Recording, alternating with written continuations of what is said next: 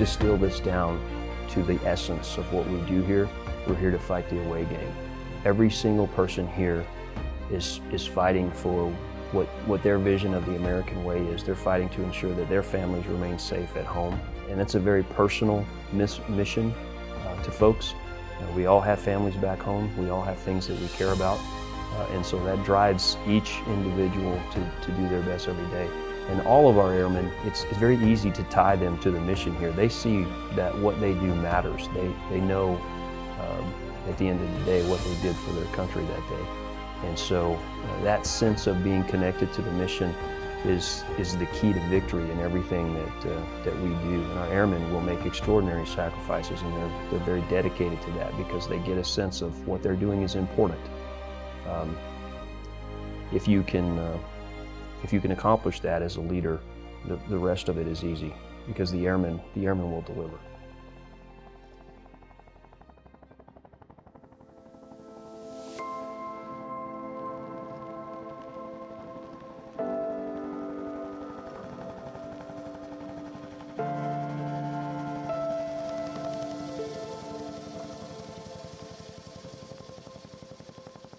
We're responsible for personnel recovery across the entire DoD. And what that generally means is anyone who's isolated, either here or anywhere across the globe, if they need assistance, we stand ready to help them out.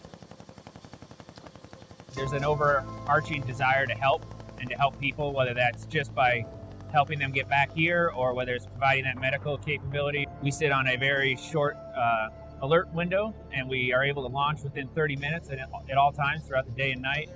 And we provide that rescue and recovery capability across the theater to the coalition forces, to the joint force. And I think the guys get a great amount of satisfaction from knowing that their actions are directly helping people get back to their friends and family. The challenge here is the terrain, right? The altitude.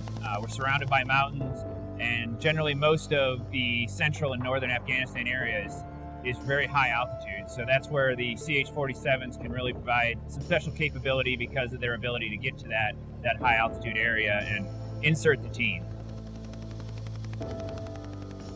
The PJs and the combat rescue officers have a pretty broad skill set, and it's difficult to stay sharp on all those skills. So continuing to keep them engaged through training, it keeps those skills sharp throughout the entire deployment so that when that call comes and we are asked to do our job, everyone's ready and postured to do that.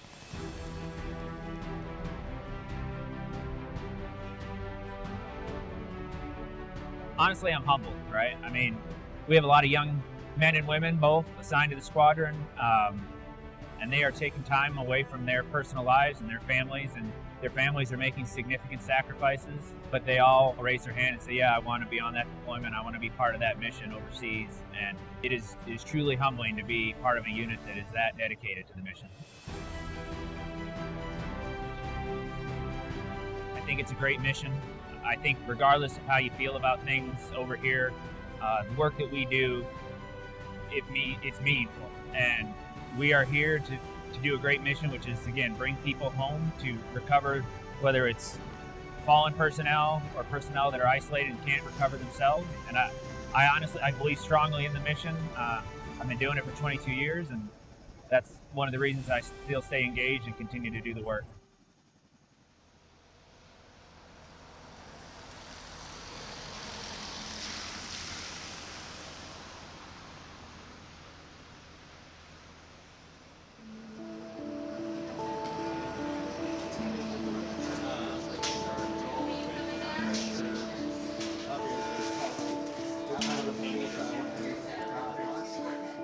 This is CENTCOM's biggest, baddest, most capable medical operation in the entire AOR.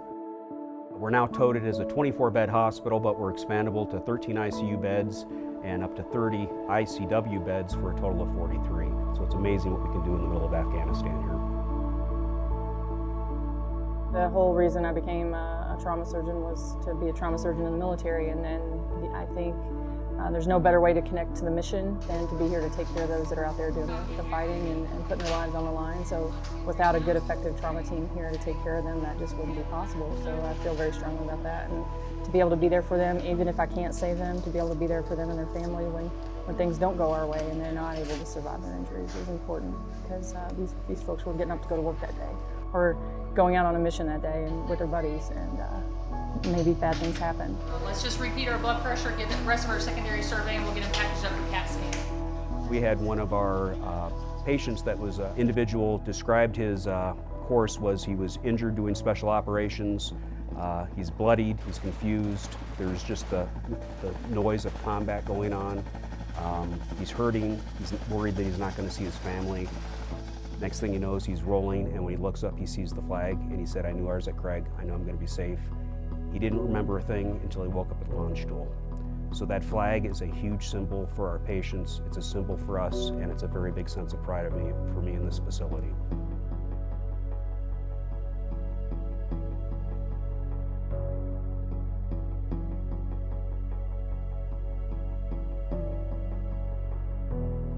We have a pretty tremendous team here, and I think every time I'm honestly surprised at how hard people work in their jobs here every day. And even folks, nurses that come from labor and delivery, and you got techs that come from outpatient clinics, and they come here and they work in an environment that they're not entirely used to, and they really step up to the plate, and that's really what makes our success a reality.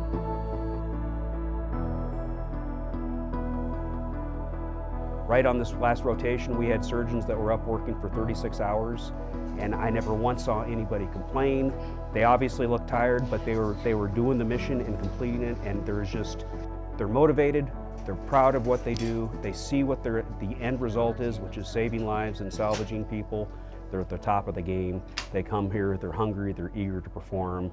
I can't think of a better job in the entire Air Force than the one that I'm in right now.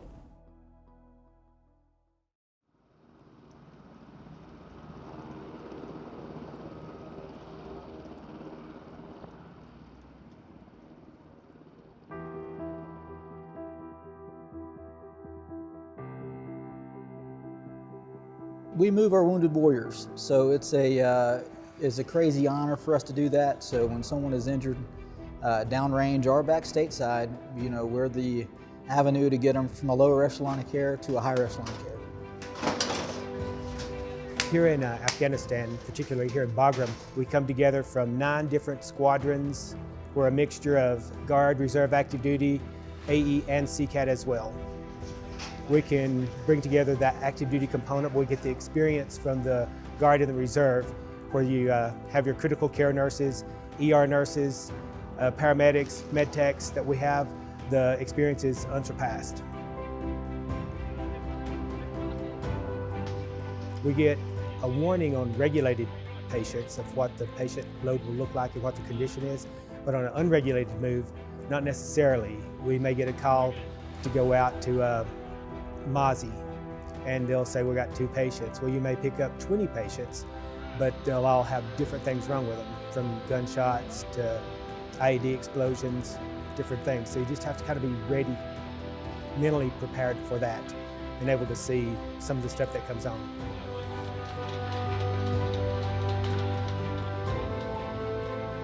I was out here in 2014, 5 years ago, and it was a little busier, it seemed. Then we had a little larger patient loads.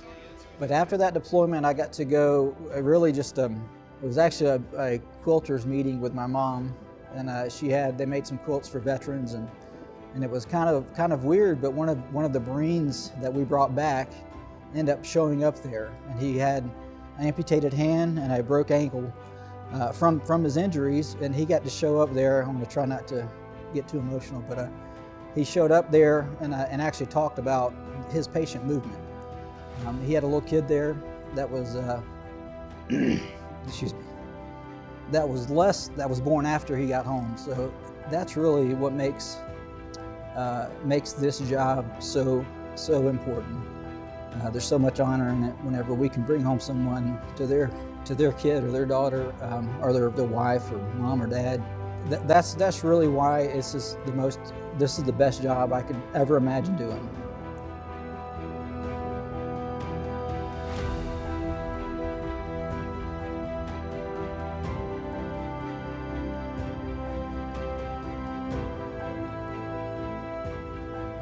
This is the best mission, not only in the Air Force, but in the civilian sector too. There's nothing that I've ever done can compare to this job. It's just knowing that you're bringing somebody's child, somebody's husband, somebody's wife, that you're taking them, getting them as close to home as possible after they've been injured. It's just the most gratifying thing you could ever do.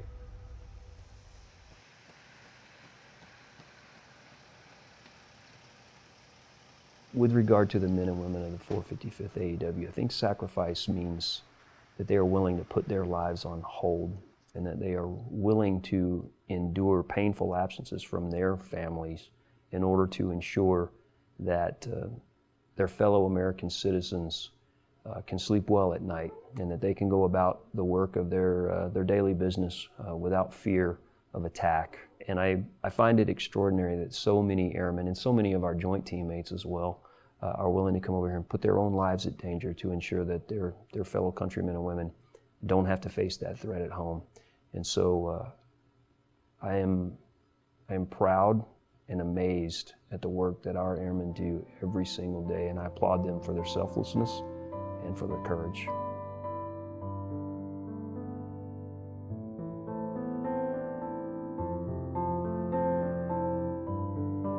I never came in the military to be a general. That was never a thought that I had. I came in to fly and to fight for my country if needed. I knew that that was my dream, and you know, just trying to do the best that I could do in whatever job it was, or do my best every single day with whatever role that I was empowered with. But I never really set out to be a senior leader in the military. That just sort of happened along the way. Another thing that happens about the time that you start being given those leadership responsibilities for a lot of folks is just the love of serving others and to try and make the team better, caring for your airmen, and that becomes your objective. That becomes the thing that you pride yourself on, and that gives meaning and purpose to your career and to your life. That you are making this military experience better for the airmen who are serving with you.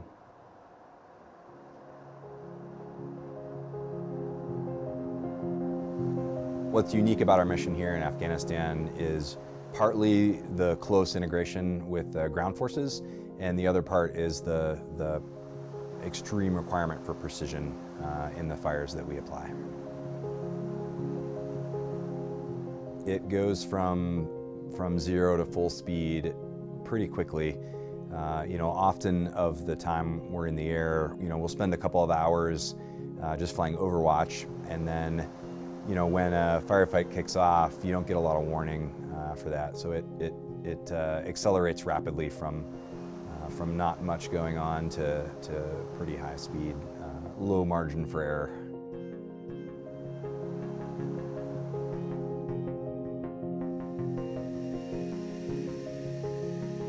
So a day-to-day looks like this. Airplanes go up, fully loaded. They return often with empty rails. So the first thing we do is verify that the airplanes are functional, all the systems. Then we load them with the appropriate armaments, and then prep them for a follow-on launch.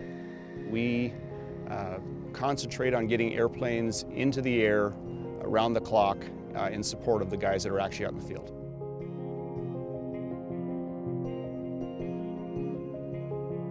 We were supporting one of the ground forces that was going out with Afghan National Army in a pretty remote village, and the ground forces were moving through the village to kind of sweep it of enemy forces. They ended up taking some very effective fire from various places around the village that we ended up having the opportunity to take care of with precision employment.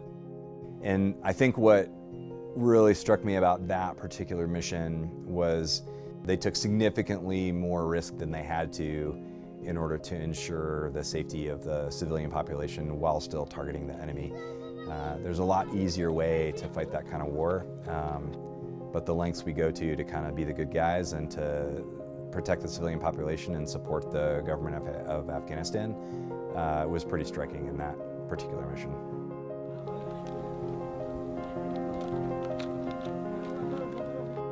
this last 6 months is really a year and a half in the making. So to see us come together as a team and to be able to actually put our work into an operational environment is pretty fulfilling.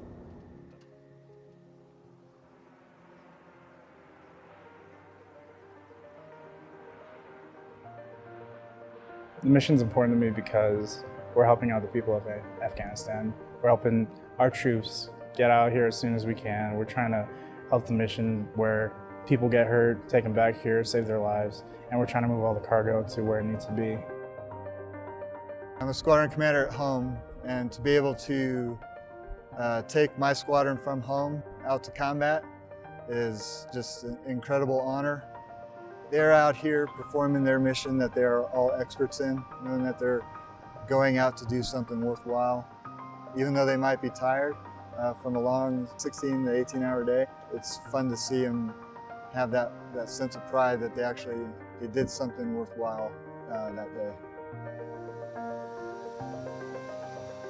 My job is to make sure that the hydraulic fluid isn't leaking out of any of our components, and that all of our hydraulic components like steering, brakes, all of our flight controls is all fully operational for the pilots to take off.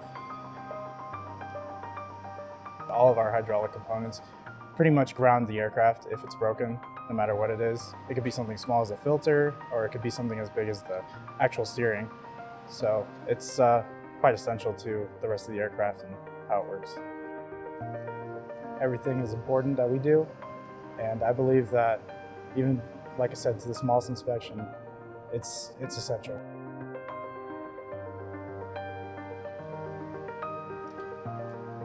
"24 hours a day, there's a C-130J up in the air supporting Afghanistan. My airmen are experts at their craft, and to see them excel every day at what they do just brings a smile to my face. And you know, because they're so good at what they do, it allows me to focus on taking care of them so that they are proud to do what they do each and every single day here in Afghanistan.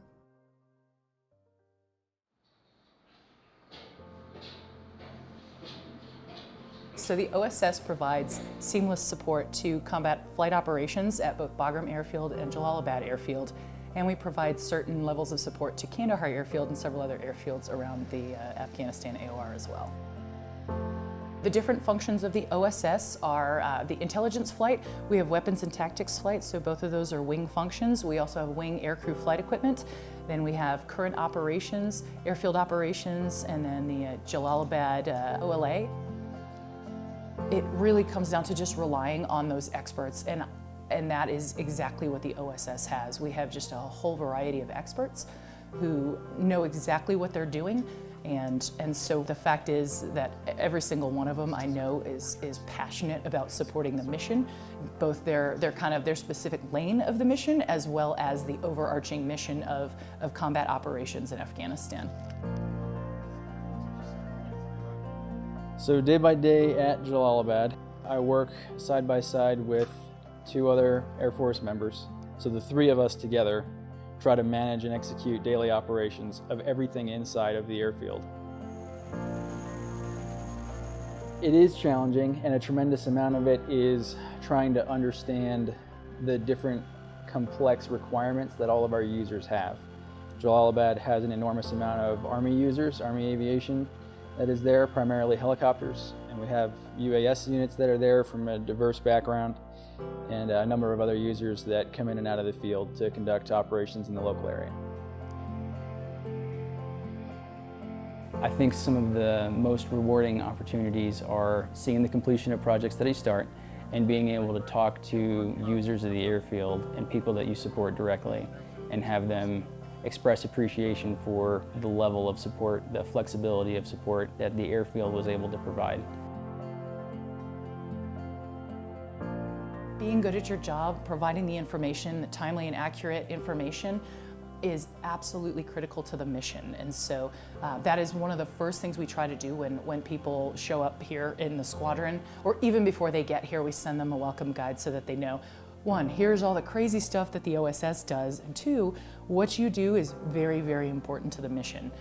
And so that is it's something that we work on right from the very beginning, and then we try to kind of reinforce that as things go on, so people don't forget that what they're doing is so much bigger than their day-to-day operations.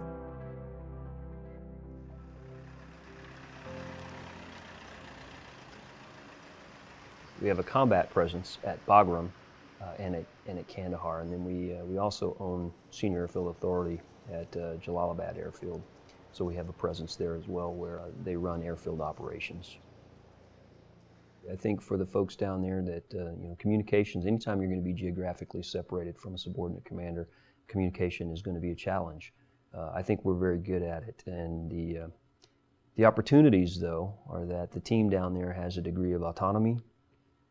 They understand that they are trusted to deliver the mission, and with that comes a sense of ownership, I think, that makes it both rewarding for them, and at the end of the day, they know what they did for their country, so I think that sense of ownership allows a great deal of pride in what they accomplish, and they know that they're trusted by their teammates to get it done.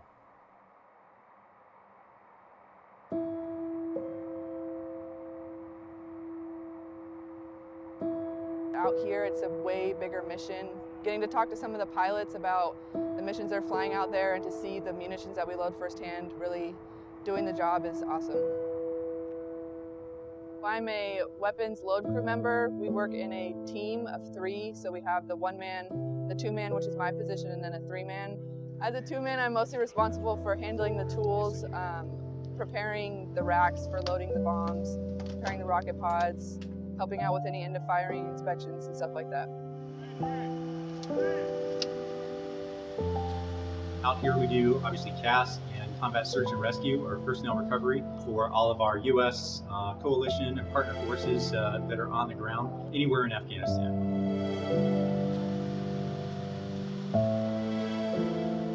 The jets came down and we had a bomb had dropped and a rocket had fired, and he had fired the gun, so our crew went in and we did an EOF, which is end of firing inspection on the gun.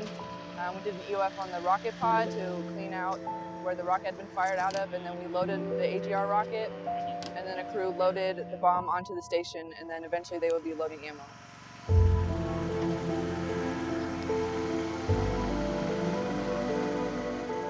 The pilots get to watch our munition guides build up ordnance, so we can see exactly how that process goes and have an appreciation for the challenges they face. So everybody has a shared picture in this fight, and the better we have a rapport with those guys, the better it's going to go, the more efficient everything's going to be, so that we can bring those arms to bear on the enemy when the time comes.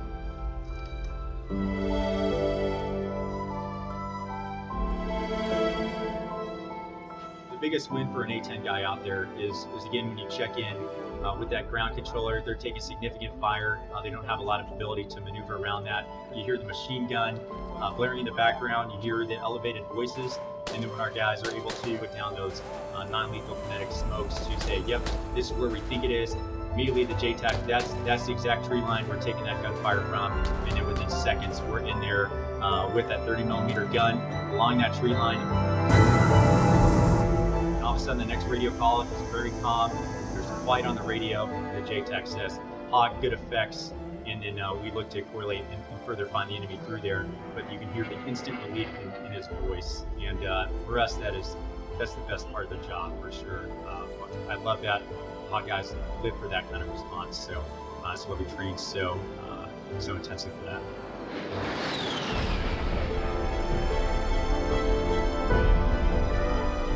I knew for a long time that I wanted to be in the military. I didn't know what I wanted to do. I honestly didn't really know what the Air Force did as a whole, but now I think I'm really lucky to be able to have the job I do, just to see this side of the fight, honestly.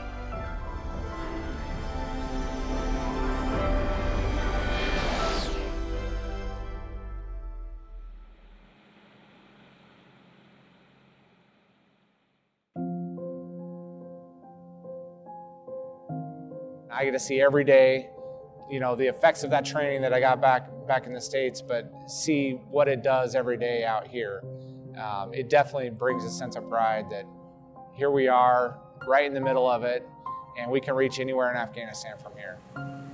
So the MQ-9 is a medium altitude, long endurance, multi-piloted aircraft that we use for surveillance, reconnaissance, and then also we have some close air support missions. We are able to employ weapons if required. It's very high ops tempo where it's just a constant flow of takeoffs and recoveries throughout the day. Most of the aircraft are airborne every day for 21 hours. Some of them, they land, they're on the ground for 3 hours, maintenance turns them, and they're back airborne. Most of the crews that fly the mission are back in the States, so we just do the launch and recovery portion of the mission. We do all the maintenance on the ground, we turn the aircraft, we launch them, and right after takeoff, we hand back to the crews in the States, and they fly the mission from there.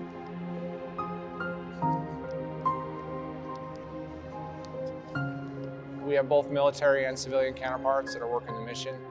We treat them just the same way we would treat any airman that's working the line. And they do a lot of work to keep these aircraft maintained and flying every day. You imagine an aircraft flying for 21 hours every day, the amount of maintenance that has to go on in the background to make sure that the aircraft is operating correctly and is safe. They work really hard to keep this mission going. Nearly every kinetic strike that happens in Afghanistan has an MQ-9 on station before, during, and after the strike, or doing the strike themselves.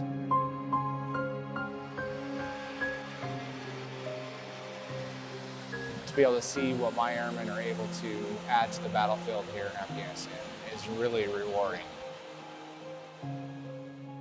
Every single day, I see the effects that we put on the battlefield by enabling this mission.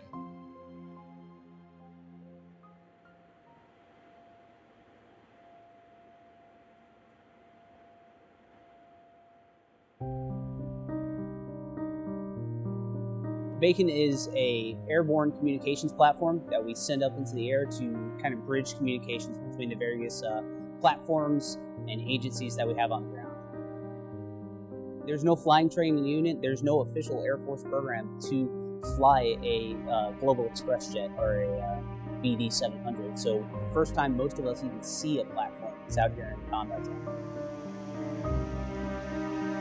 We're now able to utilize beyond line of sight communications for the guy on the ground to the guy on the mountaintop. We can support anyone and every one of our operations on the ground.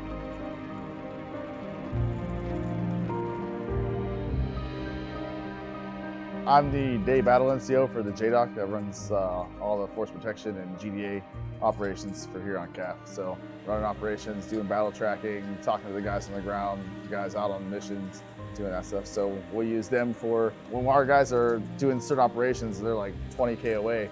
There's no chance we're gonna get in comms with them. So we call Beacon, put in a request for them, get them on station, and they put in our frequencies in the radios. They set up our voice bridges to our phones. So I mean, it just adds to the confidence level for sure.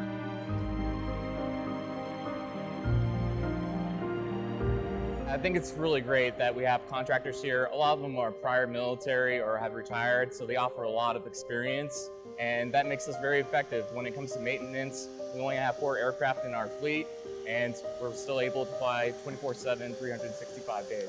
So it's really impressive that we're able to, with such a small fleet of aircraft, continually have an aircraft actually in the sky providing communication services. During the Kandahar elections, there was a key leadership engagement, and one of the Afghan generals, he was actually assassinated, but we also had one of our TAC South commander there, and he was shot during that incident. And Beacon was actually flying overhead, and that allowed the JDOC to immediately call medevac, so that way, just saving a few minutes helped save his life. Those are the type of things that our Beacon is regularly doing, just making sure that communications, if things go bad, we can quickly respond and that it's reliable and theater support can help out.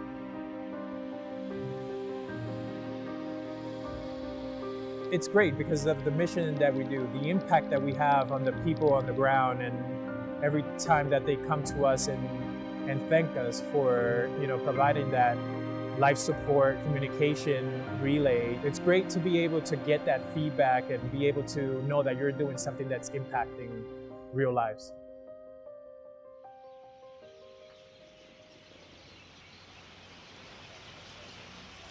So I think first and foremost, as commanders, we set a vision, and then we inspire our airmen to achieve that vision. Along the way, we set milestones. We ensure that airmen have the resources to be successful. We provide oversight, and we bridge the levels of command. So we take the strategic and operational directives, and we turn them into tactical deliverables. So that's really what we do. But I think one of the keys to success, from myself to my group commanders to the squadron commanders, is that sense of trust. So we explain the outcome that we're seeking, and then we get out of the way, and we let those squadron commanders go forth and achieve the success that we've asked for. And the old saying is absolutely right. They will amaze you with their ingenuity, their passion, and their ability to get things done in a way that you might never have even thought of. So they do a great job.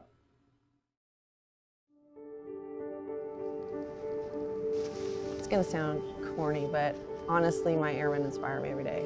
They really do. We as LROs have to know so much, and our motto is Jack of all trades, master of none, because truly we have to know more than we could ever possibly know. And the depth of knowledge that the airmen have blows me away. So I learn more from them than they will ever possibly learn from me. And I think that that is a gift.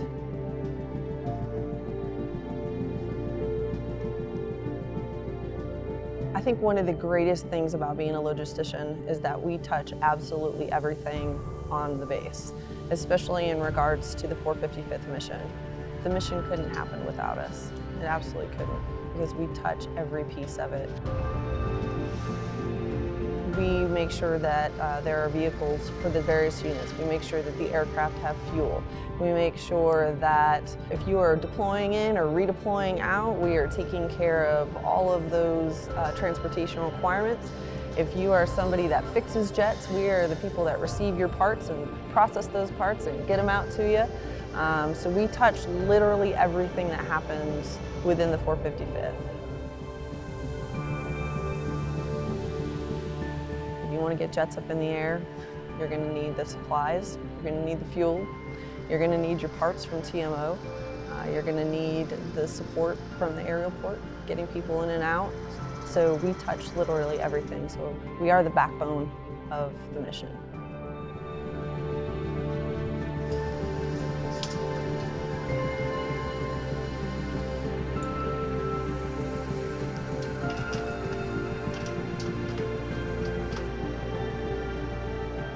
I've always said deploying is fun because you get to do your job for real, and we do. And we get to see the mission happen every day. And that's very exciting for us because it's not conceptual, it's actual. We get to kind of come in with fresh eyes and look at the way that logistics is being done here and make it a little better. And my two big things here is making the mission better, whether it's policies and practices or quality of life for the airmen that come through, and customer service. Because we are 100% customer service. Logisticians have no internal mission other than taking care of the customer, so we strive for the best customer service here on Bagram.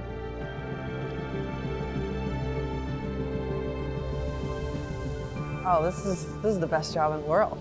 I mean, they tell you that coming into command, but it absolutely is the best job in the world. I mean, to come from essentially staff to getting to be with the airmen again and getting to see their different personalities, and I'm on my second rotation now, so it's a whole different group, a whole new dynamic, whole new personalities, and to get to see them come here, learn the job, and find new ways and better ways to do things and grow it's the best job in the world. It absolutely is. I would do it a million times if they let me.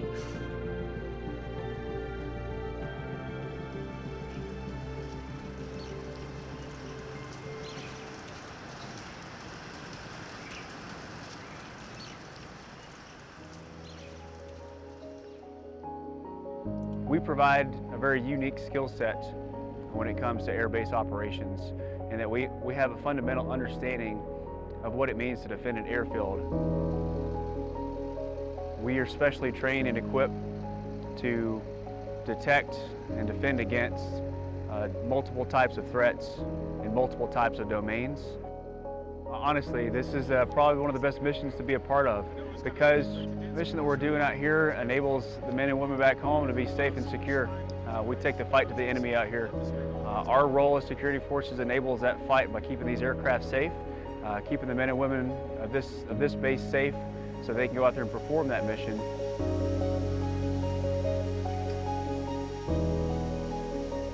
The FAST team is a unique skill set within security forces in that they are specially trained to handle more close quarters combat and do flight deck denial operations. They go with the aircraft to secure deliveries of logistical equipment, transportation of personnel such as anyone transiting AOR, even detainee ops.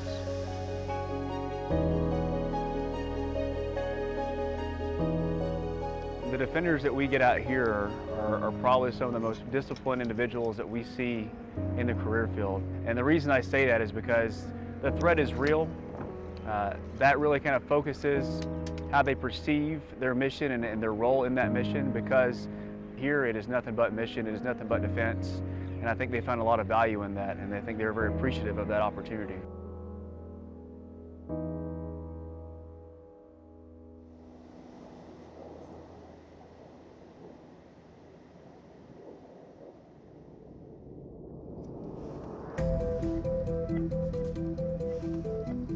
Think about communications, it's really about connectivity.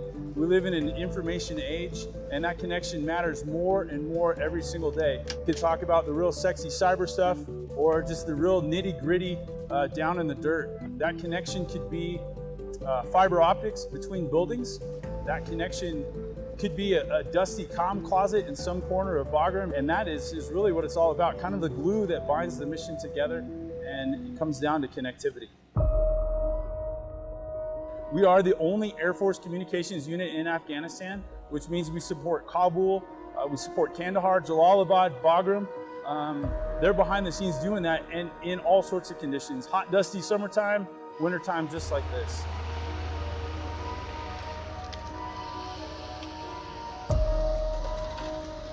We literally reach out and touch everything on an installation. Just about every operation on this base relies on some sort of movement of data, right? And that is our job, that is what we do. And how efficiently and how well we do that job determines how efficiently and how well the wing can execute their mission.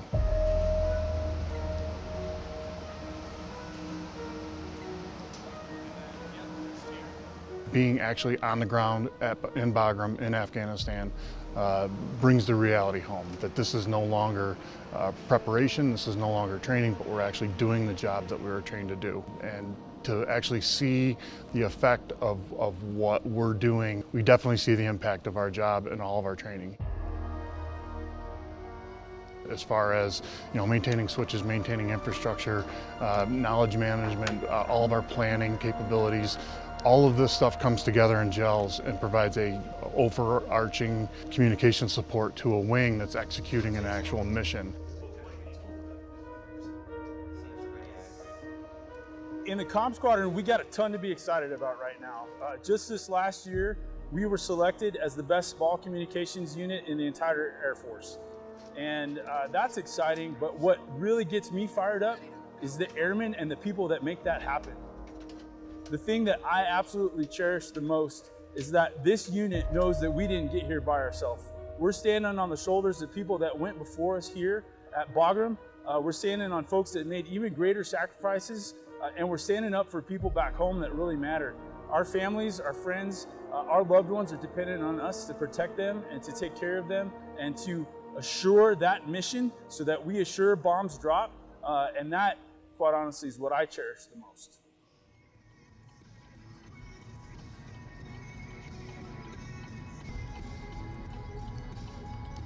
I get to live my dream, and I have, and I feel very grateful for that.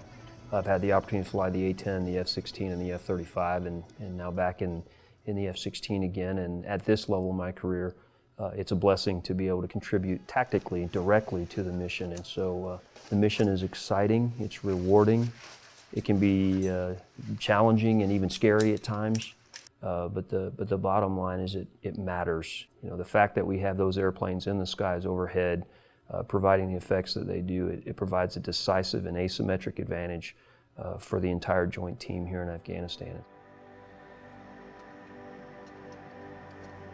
It can be challenging to balance all of the requirements of being a wing commander and still be tactically proficient and to continue flying, but it's worthwhile.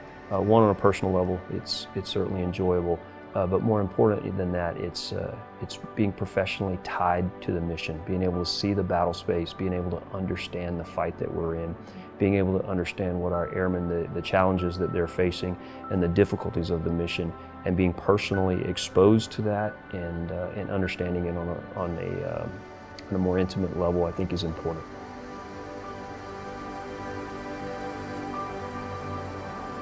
I just want our airmen to know that what they do is important. I want them to remember why they're here and who they're fighting for. It is to fight the away game. It is to ensure that this country is never used as a jumping off point for terrorism again. And every single job that they do here is critical. It's our combined efforts and the alignment of our skill sets that gives us the advantage here and that allows us to be so successful. And I just want to let all of our airmen know that I love them for what they do and for who they are.